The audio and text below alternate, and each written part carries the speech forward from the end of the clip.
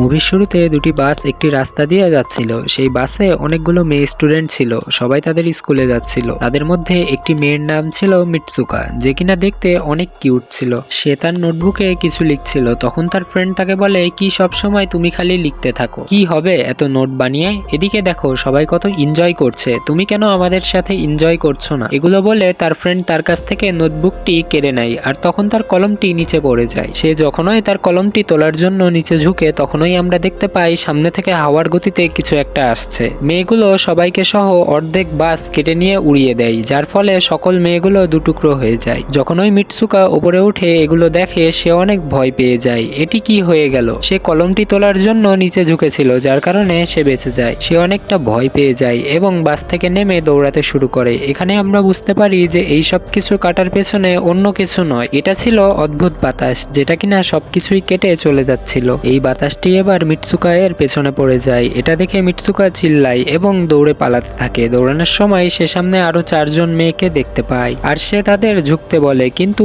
অনেকটা দেরি হয়ে গিয়েছিল। সেই বাতাস তাদেরও কেটে নিয়ে চলে যায়, কিন্তু তাদের মধ্যে মিৎসুকা একজন মেয়েকে বাঁচিয়ে নিয়েছিল। তখনই তারা দেখতে পায় সামনে কিছু মেয়ে সাইকেল চালিয়ে আসছিল। তারা তাদেরকে বাঁচানোর চেষ্টা করে, কিন্তু বাতাস তাদেরকেও একই অবস্থা করে, সাথে ওই মেয়েটিও মরে যায়। এটা দেখে মিৎসুকা অনেকটা ভয় পেয়ে যায়। সে এদিক ওদিক দৌড়াতে শুরু করে। আমরা দেখতে পাই মিৎসুকা যখন একটি নদীর কাছে যায়, সে অনেকটা ঘাবড়ে যায়। এটা দেখে যে নদীতে অনেকগুলো ডেড বডি পড়ে রয়েছে, তাদের সবাইকে বাতাসটা কেটে ফেলেছিল। সে সেখান থেকে একটি ডেড বডির কাপড় নিয়ে চেঞ্জ করে ফেলে। পরের সিনে আমরা দেখতে পাই মিৎসুকা হাঁটতে হাঁটতে একটি স্কুলে গিয়ে পৌঁছায়, যেখানে অনেকগুলো ছাত্রী ছিল। সেখানকার পোশাক মিৎসুকা এর থেকে অনেক ভিন্ন ছিল। এটা তো শিওর ছিল যে সে ওই স্কুলের স্টুডেন্ট নয়। তার কাছে একজন মেয়ে স্টুডেন্ট আসে এবং বলে, তুমি কেমন আছো? যদি আমরা খেয়াল করি, এই মেয়েটি তার বেস্ট ফ্রেন্ড ছিল। মিৎসুকা তাকে জিজ্ঞাসা করে, তুমি কি আসলেই আমার বেস্ট ফ্রেন্ড? কারণ সে কিছুই বুঝে উঠতে পারছিল না যে তার সাথে আসলে হচ্ছেটা কি। সে আসলে অনেকটা অবাক হয়ে গিয়েছিল।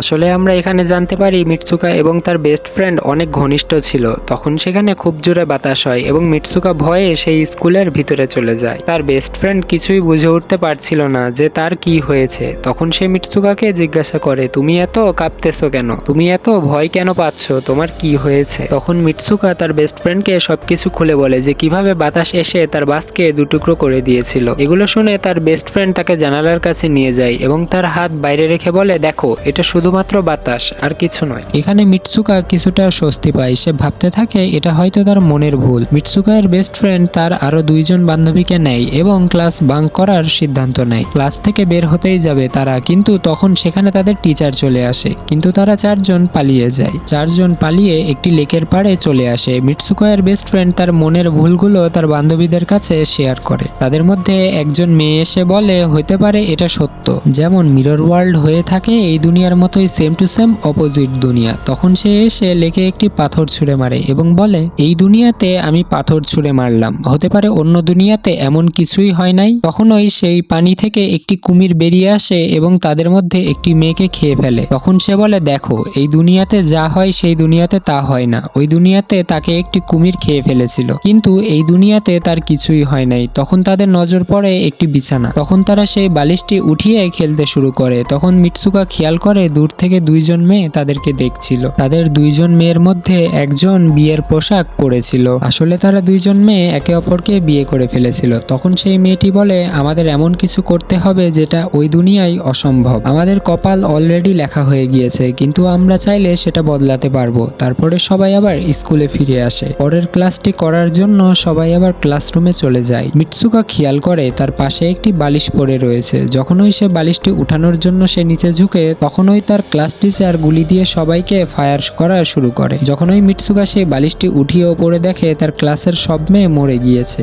সে এইবারও বেঁচে যায় যেভাবে সে বাসে বেঁচে গিয়েছিল। ক্লাস টিচার মিৎসুকার কাছে আসে এবং বলে, তোমার সাহস কিভাবে হলো ক্লাস ফাঁকি দেওয়ার? তোমাকেও মরতে হবে। তখনই সেখানে আরো 2 জন মেয়ে চলে আসে এবং মিৎসুকাকে নিয়ে সেখান থেকে পালিয়ে যায়। কিন্তু সেখানে আরো একজন টিচার চলে আসে এবং সেই 2 জন মেয়েকে গুলি করে মেরে ফেলে। যতগুলো মেয়ে সেখান থেকে বেঁচে গিয়েছিল তারা মিৎসুকা এর সাথে তাদের সাথে পালাতে শুরু করে। বেঁচে যাওয়া মেয়েরা যখন সেখান থেকে বাইরে বেরিয়ে আসে, তখন সেই বাতাস তাদেরকে কেটে ফেলে। এখানে মিৎসুকা আবারও একা হয়ে যায়। এখান থেকে পালিয়ে একটি শহরে চলে আসে এবং পুলিশ স্টেশনে চলে যায়। সে সেইখানে গিয়ে সবকিছু বলে দেয়। এই সব শুনে পুলিশটি তাকে বলে, তুমি তুমি তো স্কুল ড্রেস পরে নাই। যখন সেই পুলিশটি তার সামনে একটি মিরর রাখে, মিটসুকা দেখে যে সে একদম পুরোপুরি বদলে গিয়েছে। মানুষগুলো তাকে মিটসুকা নামে নয় বরং অন্য একটি নামে ডাকতেছিল। আমরা সেখানে জানতে পারি যে তার বিয়ে হতে চলেছে। সেই পুলিশ অফিসার তাকে বিয়ের জন্য নিয়ে যাচ্ছিল। এটা দেখে আশেপাশের লোকজন তাকে অগ্রিম শুভেচ্ছা জানাচ্ছিল।